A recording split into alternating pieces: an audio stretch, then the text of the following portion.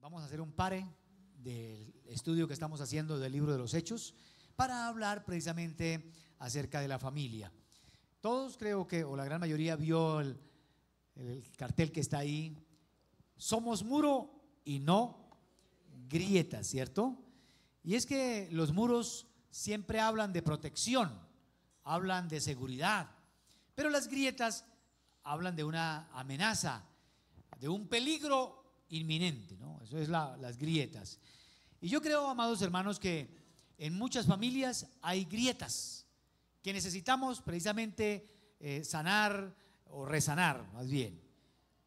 Las grietas de las familias atentan contra la unidad y contra el propósito por el cual fue diseñada. Dios estaba pensando precisamente que pudiéramos vivir de esa manera, en familia. Cierto que encontremos ahí, es más, la palabra hogar viene de hoguera, que encontramos calor ahí.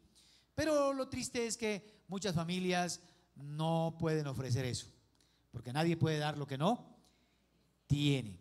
El mismo Señor quiere que la iglesia y todos los creyentes formemos una nueva familia. En la carta de San Pablo a los Efesios, en el capítulo 2, versículo 19, escribiéndole a los gentiles, a los que eran considerados rechazados, lejos, dice: ya no sois extranjeros ni advenedizos, sino conciudadanos de los santos y miembros de la familia ¿de quién? ¿De la familia de quién? ¿Cuántos son miembros de la familia del Señor? Bien.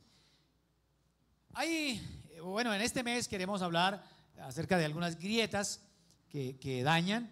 Por ejemplo, el egocentrismo es una. Queremos en los 4 domingos hablar de 4. El egocentrismo, la falta del perdón, la falta de compromiso espiritual y la lucha de poder, que son algunas cosas que de alguna manera amenazan la unidad familiar. Hoy voy a hablarles entonces de la primera, y tiene que ver con el egocentrismo. Definitivamente hay dos palabras que se parecen mucho: egoísmo y egocentrismo. Se parecen sencillamente porque la raíz es la misma, ego, y tiene que ver con ese amor excesivo que tenemos por nosotros, o amor por las cosas, ¿no? También tiene que ver ahí. En alguna ocasión de pronto ha visto a alguien que cuando están repartiendo una comida quiere la mejor, o una torta y quiere el pedazo más grande, ¿cierto? Eso es egoísmo, que yo esté bien sin importar cómo están los demás, ¿no? O el egocentrismo, aquellas personas que quieren que toda conversación gire en torno de uno, ¿no? Yo soy ahí el actor principal y yo soy el bueno. Eso es egocentrismo, quiere ser el centro. Pero definitivamente la Biblia nos habla de que eso es un gran mal. El ego es malo cuando realmente no está en el curso correcto, ¿no? Cuando nos centramos en nosotros y nos olvidamos de los demás, es malo. Sin embargo, pues la Biblia también habla del amor propio, porque el mandamiento es: amarás a Dios, al prójimo y también a uno mismo. Pero lo más curioso es que nos hemos olvidado del mandamiento de amar al otro y nos amamos más nosotros, ¿no? Vamos a leer hoy un texto y a analizarlo que habla de todo lo contrario. Es más, nos invita a nosotros a dejar el egocentrismo. La carta de San Pablo a los Filipenses, capítulo 2, versículos 1 al 11.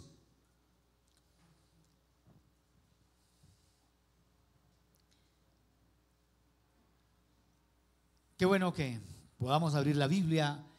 Bueno, el que no la tiene física puede utilizar su celular para leer la palabra de Dios con toda reverencia. Dice así el Señor: por tanto, si hay alguna consolación en Cristo, si algún consuelo de amor, si alguna comunión del Espíritu, si algún afecto entrañable, si alguna misericordia, completad mi gozo, sintiendo lo mismo, teniendo el mismo amor, unánimes, sintiendo una misma cosa. Nada hagáis por contienda o por vanagloria, antes bien con humildad, estimando cada uno a los demás como superiores a él mismo, no mirando cada uno por lo suyo propio, sino cada cual también por los de los otros. Haya pues en vosotros este sentir que hubo también en Cristo Jesús, el cual siendo en forma de Dios, no estimó el ser igual a Dios como cosa que aferrarse, sino que se despojó a sí mismo, tomando forma de siervo, hecho semejante a los hombres, y estando en la condición de hombre, se humilló a sí mismo, haciéndose obediente hasta la muerte y muerte de cruz. Por lo cual Dios también lo exaltó hasta lo sumo y le dio un nombre que es sobre todo nombre, para que en el nombre de Jesús se doble toda rodilla de los que están en los cielos y en la tierra y debajo de la tierra, y toda lengua confiese que Jesucristo es el Señor, para gloria de Dios Padre. Señor, gracias por la palabra escrita. Es tu voz para nosotros, son los consejos, son las órdenes que debemos obedecer. Yo te pido, oh Señor, que ilumines hoy nuestro entendimiento y nos enseñes y también nos des la capacidad para ponerla en práctica. Señor, yo te pido que tú te glorifiques en medio de este tiempo, de esta reflexión, en medio de nuestras vidas, y que todo gire en torno de tu santo nombre y no del nuestro. Amén. Como terminé la oración, precisamente la vida debe girar en torno a Cristo. Uno de los salmos dice: no a nosotros, sino a tu nombre da la gloria. Este pasaje que leímos de alguna manera nos invita a combatir precisamente el egocentrismo. En el capítulo 1 de esta carta, San Pablo capítulo 1 termina invitando a la iglesia a luchar contra las amenazas exteriores. Si usted me permite, y usted puede leerlo también en su Biblia, en el capítulo 1, versículo 27, para mirar cómo termina. Dice: solamente que os comportéis como es digno del evangelio de Cristo, para que sea que vaya a veros o que esté ausente, oiga de ustedes, de vosotros, que estáis firmes en un mismo espíritu. Pero luego dice: combatiendo unánimes por la fe del evangelio. La iglesia de Filipos, como la gran mayoría de las iglesias del Nuevo Testamento, fueron perseguidas, aborrecidas. Y eso pasa cuando alguien no profesa la misma fe del pueblo, del común, y no hace lo que la gente hace. En Filipos mucha gente era religiosa, iban a los templos, adoraban a la diosa Diana, pero sin embargo también eran entregados a la concupiscencia, a la fornicación, el egoísmo y a los placeres. Eso era. Ahora que algunos habían entendido el evangelio de Cristo y habían cambiado de vida. Escuchen, porque cuando uno se entrega a Cristo, lo que cambia es de ¿qué? De vida. Entonces algunos se opusieron, y Pablo está invitando a esta iglesia a que combata por el evangelio. Pero mire lo que dice el versículo 28: y en nada intimidados por los que se oponen, que para ellos ciertamente es indicio de ¿qué? De perdición, mas para nosotros, para ustedes, es ¿qué? La salvación, ¿no? Para mucha gente es locura que uno deje de embriagarse y de consumir drogas o de hacer muchas cosas, porque entiende que eso es destrucción. Pero para la gente eso es locura. Recuerdo que alguien me dijo en una ocasión: bueno, entonces si no hay drogas, si no hay sexo, si no hay esto y si no hay aquello, entonces ¿qué es vivir? Lo que la gente no sabe es que para mí el vivir es Cristo. Y que realmente la vida, la felicidad se encuentra en Dios. La paz no se encuentra en las cosas. El Señor dijo: mi paz os dejo, mi paz os doy, y no la doy como el mundo la da. La gente siente un poco de placer haciendo cosas, pero sabemos que al contrario, después viene la amargura, el dolor, la tristeza por haber perdido, por haber gastado y por haber malgastado su propia salud, ¿cierto? Entonces, versículo 29, Pablo continúa diciéndoles: porque a vosotros os es concedido a causa de Cristo, no solo que creáis en Él, sino que también por Él padezcáis. No, qué privilegio poder padecer por causa de Cristo, es lo que le está diciendo a la iglesia. Y en el versículo 30 dice: teniendo el mismo conflicto que habéis visto en mí y ahora oís que hay en mí. Pues imagínense, Pablo estaba en la cárcel y desde allí escribe esa carta. Entonces, pueden ustedes pensar que el pastor está encarcelado, pero no por adulterio ni por ladrón, sino porque no comparte la cultura del mundo, ¿no? Y vive predicando acerca de la santidad y acerca de que hay un cielo y de que hay un infierno. Pablo había ido a la cárcel y algunos hermanos estaban viendo eso y dijeron: mire, tranquilos, es un privilegio poder sufrir por causa de Cristo. Hasta ahí uno dice bien, pero lo más curioso es que en el capítulo 2 ahora Pablo cambia el discurso y dice: mire un momentico, hay amenazas de afuera, pero las más peligrosas son las amenazas de ¿dónde? De adentro, ¿no? Y empieza el capítulo 2. Por tanto, si hay alguna consolación en Cristo, si algún consuelo, si algún afecto, completen mi gozo. Versículo 2, completen mi gozo. La iglesia de los filipenses era una iglesia bonita, modelo. Era una de las mejores iglesias del Nuevo Testamento. Pero eso no quiere decir que fuera perfecta. Le faltaba el centavo para el peso. Y Pablo dice: completen mi gozo, completen mi alegría. ¿Por qué Pablo escribe esto? Porque en el capítulo 4, en el versículo 2, nos cuenta que habían unas hermanitas que no se ponían de acuerdo. Se llamaban Evodia y Síntique. Ruego a Evodia y a Síntique que sean de un mismo sentir en el Señor. Eran líderes, pero tenían como medio dividida la iglesia, ¿no? Habían contiendas entre ellas. Y lógicamente, esto me hace pensar que las contiendas son peligrosísimas. Y por eso Pablo se tomó la tarea de escribir una carta a estas hermanas. Y una carta que ha llegado a nosotros también para decirnos: cuidado con las contiendas. Pero las contiendas se originan precisamente en el ego. Yo quiero tener la razón, ¿no? Esto es para mí. Yo soy el que mando, yo soy. Y el yo es el ego. Por eso, entonces, Pablo, en los primeros versículos del 1 al 4, nos empieza a contar de lo ideal y de lo perfecto. ¿Qué es lo que el Señor quiere? Escuchen, ¿qué es lo que el Señor quiere para cada uno de nosotros, o que hagamos cada uno de nosotros? Por favor, nada más en el versículo 1 dice: si hay alguna consolación en Cristo. Bueno, algunas Biblias lo traducen: ya que hay, aprovechando de que hay entre ustedes consuelo, comunión. Ahora, la palabra consuelo está 2 veces, porque, amados, esto es lo que fomenta la unidad, la armonía, no el ego, sino pensar en los demás. ¿Qué tenemos que hacer por los demás? Consolar. Escuchen esto, es la primera tarea.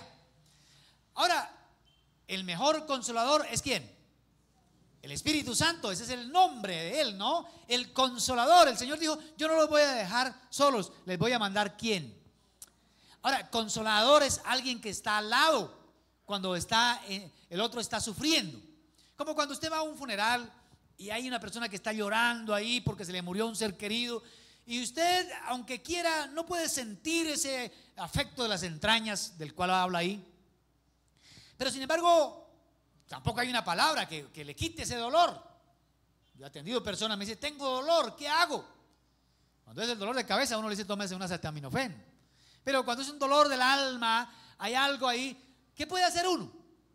Solamente estar al lado, ¿cierto? Al lado. Y eso es lo que hace el Señor. Está a nuestro lado y de alguna manera nos invita a nosotros a pensar en los demás.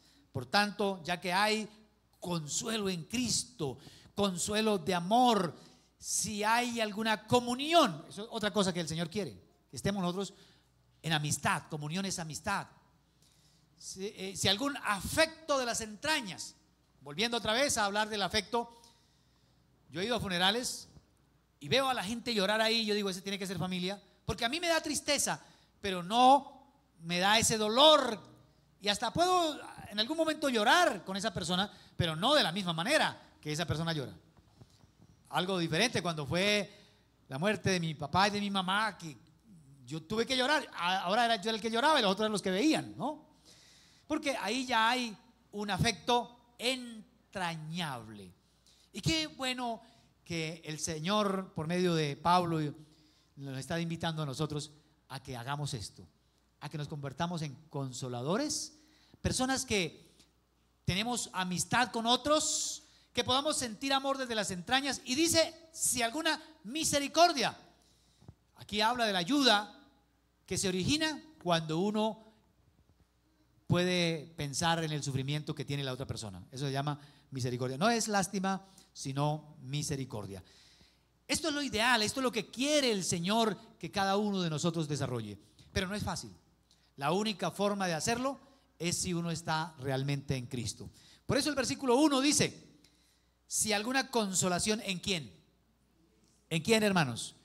En Cristo.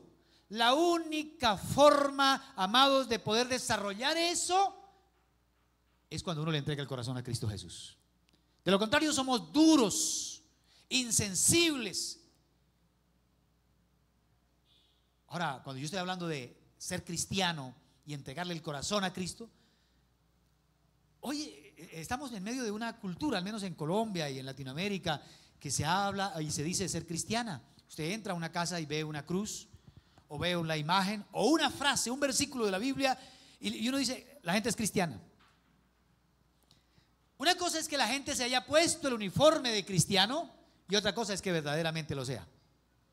Nos ponemos el uniforme cuando cantamos canciones. Yo a veces paso por ahí, por algunos lugares, y escucho canciones cristianas, y me paro a escuchar, pero al ratico escucho reggaetón y escucho otras cosas y digo, no, fue que se pusieron el uniforme un momentico.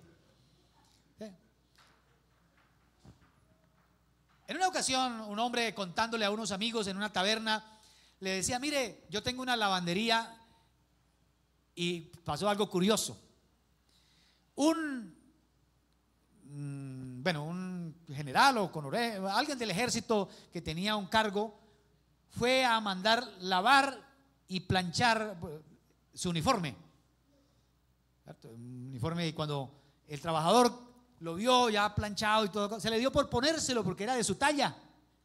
Y en esos momentos que estaba mirando al espejo, entran dos soldados y cuando lo ven, le hacen firme de una vez y le hacen el saludo que le dan a una persona que tiene un cargo mayor, ¿no?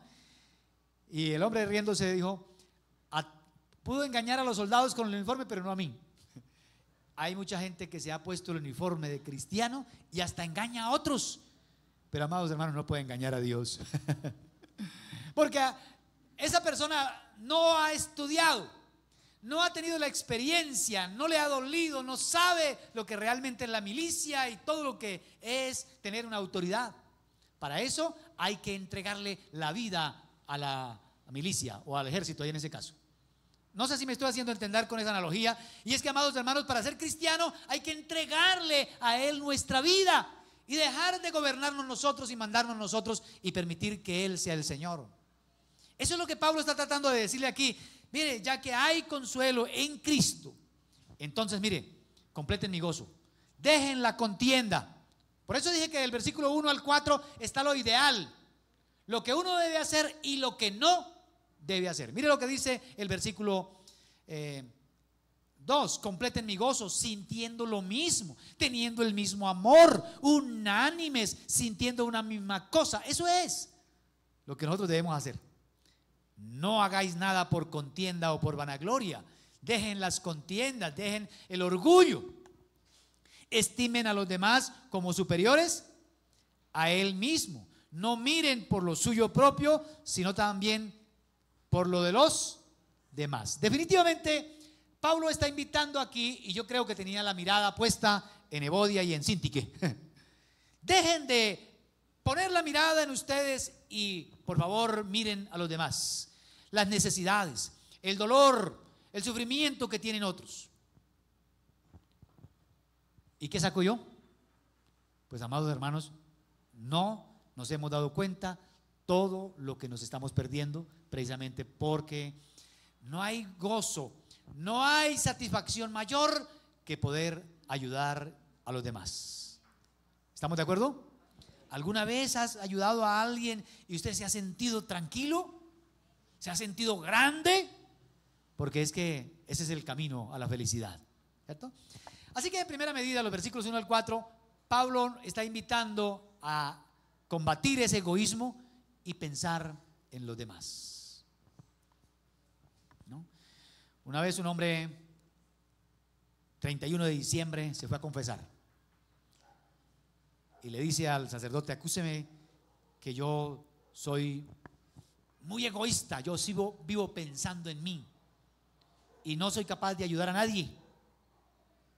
Y yo quisiera empezar el año, pero bien confesado, bien delante de Dios.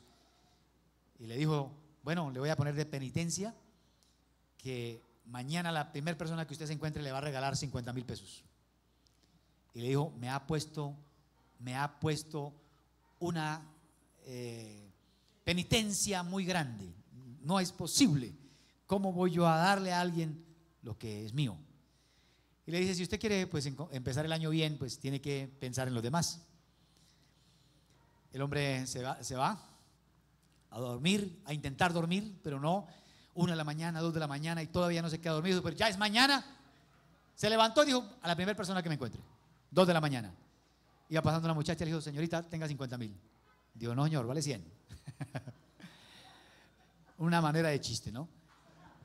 Y le dijo: no, pero el sacerdote me dijo que eran 50. Digo: no, pero él es cliente viejo ya. Ojo con eso, ¿no? Eso es otra clase de generosidad. Amados hermanos, el secreto para derribar o para sanar más bien la brecha del egoísmo es pensar en los demás, no en nosotros. Ahora, lo que me gusta es que San Pablo coloca aquí el máximo ejemplo de entrega, de sacrificio, de amor, y es Cristo Jesús. Desde el versículo 5 hasta el versículo 8 dice, bueno, ese chiste lo editan por favor cuando lo vayan a publicar. Versículo 5 al 8. Haya pues en vosotros ese sentir que hubo también en ¿quién? En Cristo Jesús. Y escuchen el ejemplo, ¿no? El cual, siendo en forma de Dios, no estimó el ser igual a Dios como cosa a ¿qué? Aferrarse, sino que se despojó a sí mismo. No lo obligaron, él mismo se despojó, él mismo se entregó y tomó la forma, dice, tomando la forma de ¿qué? De un esclavo. Se hizo semejante a los hombres y estando en esa condición de hombre, se humilló a sí mismo, yo diría que hasta lo sumo, haciéndose obediente hasta la muerte, y una muerte no cualquiera, sino una muerte de ¿qué? El mejor ejemplo de humildad, de entrega, es el mismo Cristo Jesús. Él realmente es Dios y se despojó de su gloria para venir a servir. Primero, no se hizo un arcángel, ni se hizo un ángel. No, se hizo un hombre, lo más bajo. Y no cualquier hombre, un sirviente. Tanto que ustedes pueden leer San Juan capítulo 13. Se quitó el manto, se ciñó la toalla y empezó a lavar los pies. Un trabajo que hacían los esclavos. Porque él modeló lo que se llama humildad.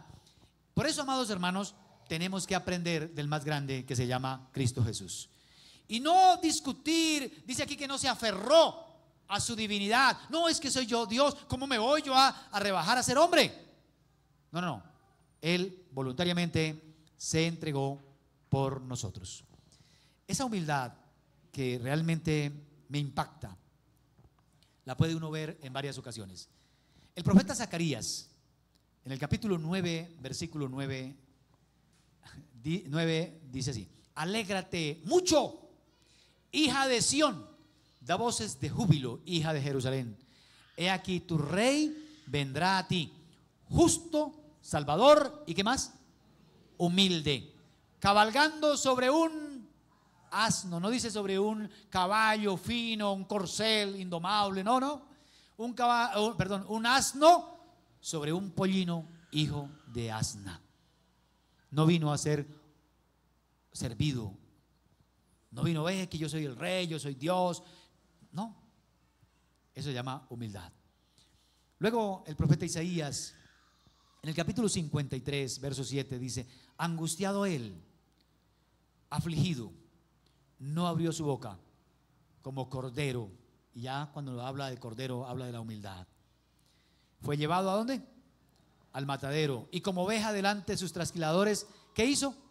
Enmudeció y no abrió su boca. No hubo una queja, no hubo un reproche, no hubo un reclamo. ¿Y por qué a mí? Yo siempre vea cómo sufro. No, no. Muy parecido a nosotros, ¿no? Por eso en Mateo 11:29 él mismo pudo decir: lleven mi yugo sobre vosotros y aprendan de mí, que soy ¿qué? Manso y humilde, y hallaréis descanso para vuestras almas. ¿Por qué hay tantos conflictos en los hogares? ¿Por qué hay tantos divorcios?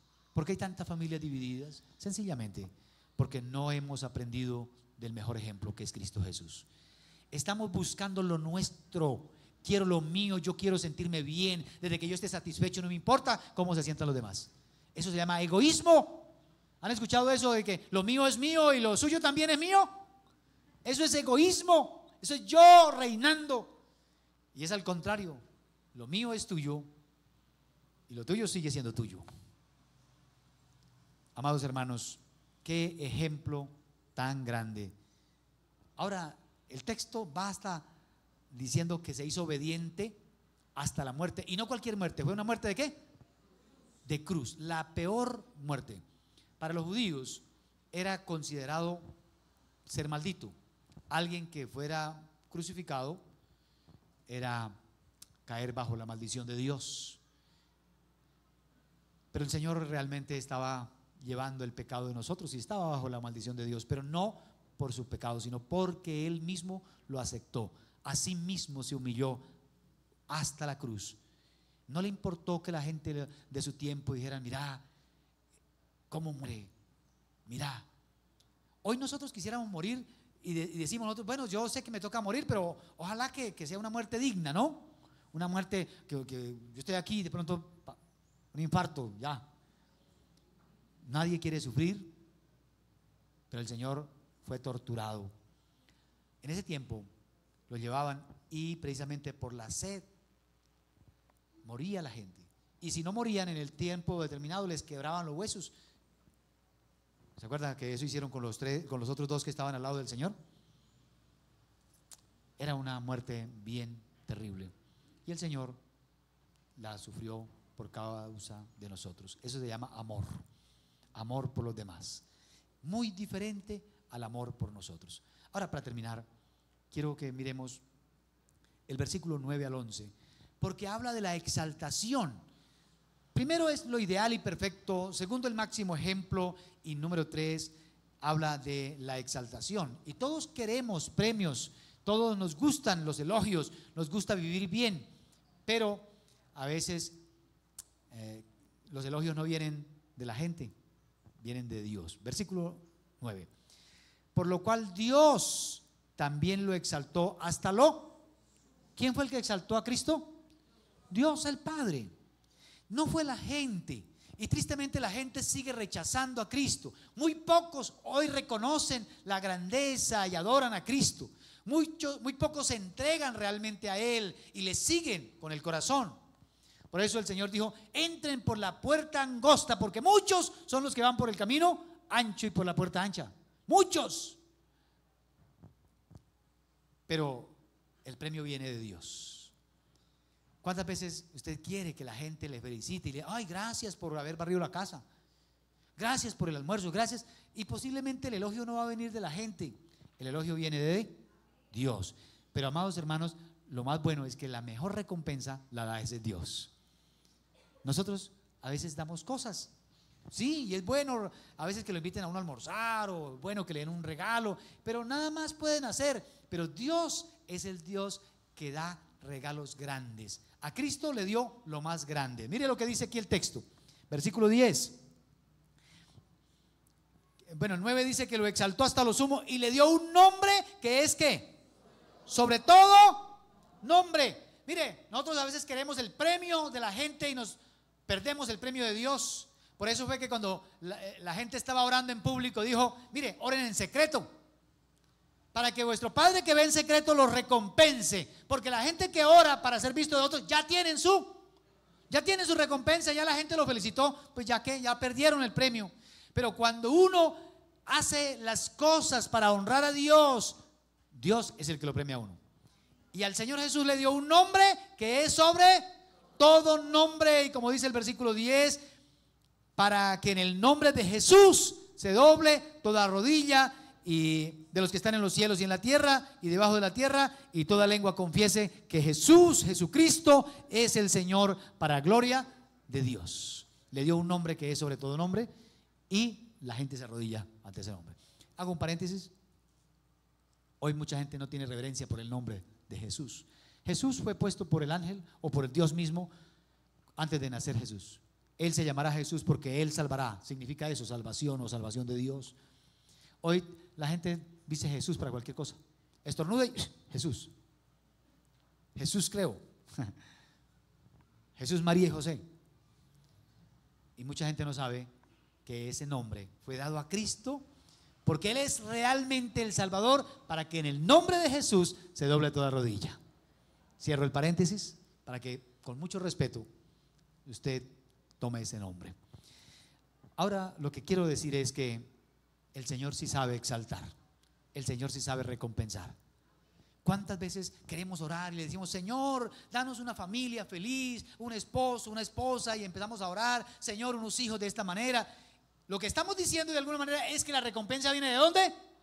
De Dios. Pero en la práctica nosotros a veces queremos es que el elogio venga de la gente, y nos perdemos el premio más grande. Haga las cosas para la gloria de Dios, ¿cierto? Por eso el texto termina diciendo, y toda lengua confiese que Jesucristo es el Señor, para gloria. ¿Para gloria de quién? De Dios Padre. La gloria de Dios Padre. Amados hermanos, creo que como familias, como cristianos, tenemos que ir sanando o resanando las brechas, y sobre todo esa del ego, que quiere imponerse, que quiere el primer lugar, que quiere tener servidores, que quiere tener a los demás por debajo, y se olvida de que el camino a la felicidad y el camino a la verdadera recompensa es el servicio y poner a los demás por encima de uno mismo. Por eso Cristo Jesús es el máximo ejemplo. Cierra tus ojos, por favor. Quiero que ores ahí en secreto un momento y piensa, ¿soy como Cristo? ¿Me he entregado absolutamente a Él para imitarlo? Y así poder amar, consolar, ayudar, tener misericordia a los demás. ¿O solamente tengo puesto el uniforme, pero no sé nada de lo que es Cristo, ni de lo que ha hecho Él, ni de lo que ha sufrido? No lo conozco. Señor, yo te ruego que sea tu Espíritu Santo hoy ayudándonos a entender que para poder tener hogares saludables tenemos que resanar todas las brechas y convertirnos en verdaderos muros de protección que dan seguridad, que dan tranquilidad. Por favor, Dios, yo te ruego que hagas de esta iglesia un muro que protege esta sociedad, que protege este barrio, que protege, Señor, nuestras familias ahí. Permite que cada cristiano se convierta en eso, un muro de ayuda, de soporte, de consuelo, de amistad, que puede pensar en cómo se sienten los demás, más en cómo me siento yo. Señor Dios, ayúdanos a entender que cuando los demás están bien, yo voy a estar bien. Dios nuestro, a ti toda honra y toda gloria. Padre, también hoy vamos a participar de la cena. Yo te pido que tu presencia nos bendiga hoy, porque queremos recordar ese sacrificio maravilloso. a través del pan y de la copa, y te pedimos que lo bendigas y bendiga a cada hermano que acepta que tú vivas en él. Te lo ruego en el nombre de Jesús. Amén.